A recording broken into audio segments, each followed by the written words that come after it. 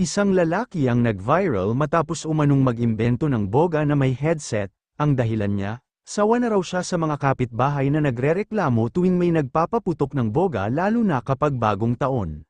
Ng gas stove. So lagyan natin ng 10 spray ng denatured alcohol. So game 8, 9, 10. Game. Okay. So maganda na siya kasi nga may headset na, ako na lang yung nakakarinig. Siguro wala naman na tunghuli, di ba? Okay.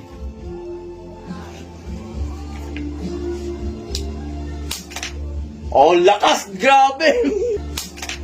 Ayon sa vlogger na si Michael Cerezo, gusto pa rin daw niyang marinig ang lakas ng boga pero ayaw na niyang makipag-away sa barangay, kaya naisip niya, siya na lang ang makarinig ng ingay. Isang gabi, suot ang headset na parang DJ, pinaputok niya ang boga. Pagkatapos, napasigaw siya ng ang lakas, habang nakangiti at parang tuwang-tuwa sa sarili niya.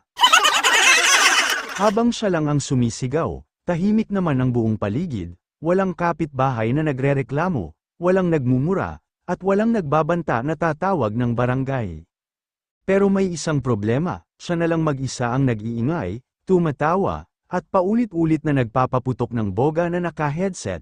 Dahil dito, napansin ng mga tao na parang siya na lang ang masyadong nai-enjoy ang ingay. Ayon sa balita, kinokontak na umano siya ng Mandaluyong Mental Hospital at hinihingi na raw ang address niya. Hindi dahil masama ang intensyon niya, kundi dahil sobra raw gumana ang ideya. Sa huli, napatunayan na posibleng iwas barangay ang boga, pero hindi lahat ng solusyon ay dapat seryosohin, lalo na kung ikaw na lang ang natitirang maingay sa buong kalsada. Kulaw ng kapitbahay, di ba?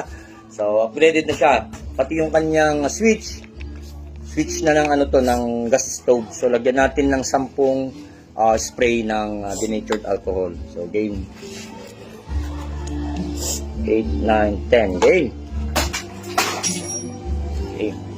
So, maganda na siya kasi nga may headset na, ako na lang yung nakakarinig. Siguro wala naman na tunghuli, di ba? Okay.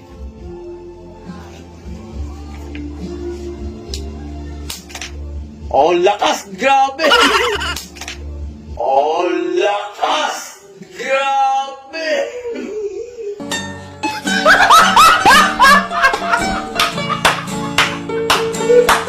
Munti ko bang mabitawan ng lakas, grabe. Yun, so ganito yung upgraded na boga. Okay.